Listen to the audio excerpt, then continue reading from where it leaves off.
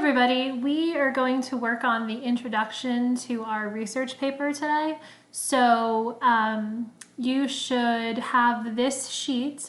It's posted on the documents page so you can print it out, or you can just type these things into a Word document, or you can just handwrite these things. Totally up to you.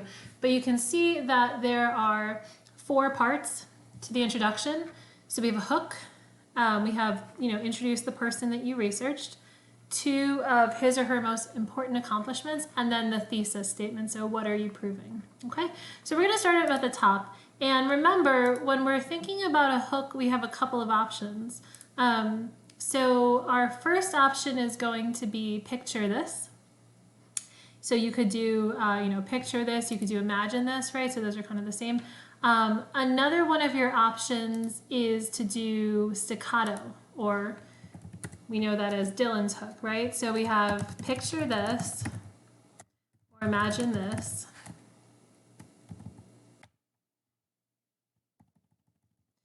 We have staccato, and that's the one where you say like 3 words with periods in between. You could also do a question.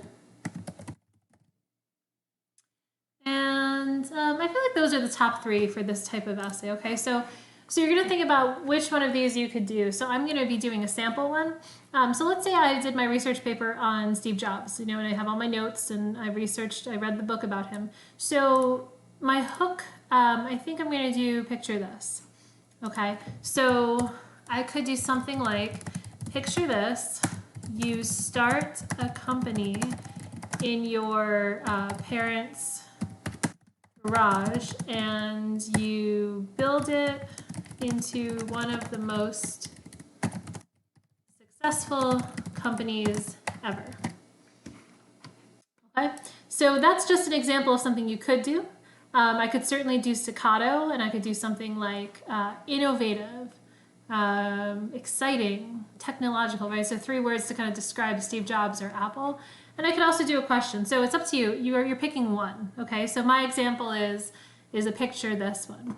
All right, so when you are done with that, and you're going to do all this when you're done with the video, or you could pause the video here and do it. It's up to you. The next thing you're going to do is connect it to the person you researched. So normally, we have our hook and we connect it to the title and author of a book, but since our essay is not about a book, it's about a person, we have to connect it to the person. So we want to make sure that, as always, the hook and the next sentence don't sound like they're from 2 separate essays, that they sound connected. So some of the ways you guys have been successful at that are ways like you could do this is the experience of Steve Jobs, the founder, sorry, my computer's lagging, of Apple. Okay, so that's one option. So let's see, picture this. You start a company in your parents' garage and you build it into one of the most successful companies ever.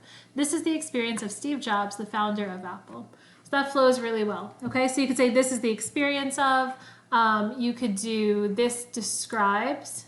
If you want to do that, that would make it flow as well. But you guys are pretty good at figuring out a way to, so this describes. You're good at figuring out a way to make those 2 sentences flow together. So there's a couple options for you. All right, so after that, you're going to move on to 2 of the most important accomplishments that this person has. So I don't want you to get hung up on, oh, is this the most important? Just pick 2 that are pretty major, okay? So let's see. For him, I'm going to do that, he helped invent the iPhone, which became one of the most successful cell phones ever. It's really slow. Okay, and for my second fact, I'm going to say that he helped bring new technological advances such as the iPod and iPad. Okay. So once you have those two facts, the last thing you're going to do is write your thesis statement.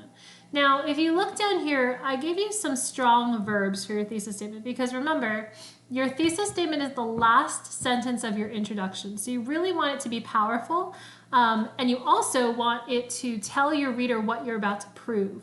Now, in this essay, everyone's proving something different. You're all proving that this person was influential or important or special, but why? Why were they so important? So your thesis should not be, Steve Jobs changed things, or Steve Jobs was a really important person, because that's really general, right? So you want to make sure that your thesis talks about how that person changed something specific, right? So if it's a sports person, how did they affect baseball, or how did they affect basketball?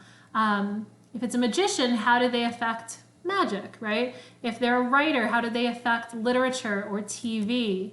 If they are an actor, how did they affect movies or films and movies are the same, or comedy, right?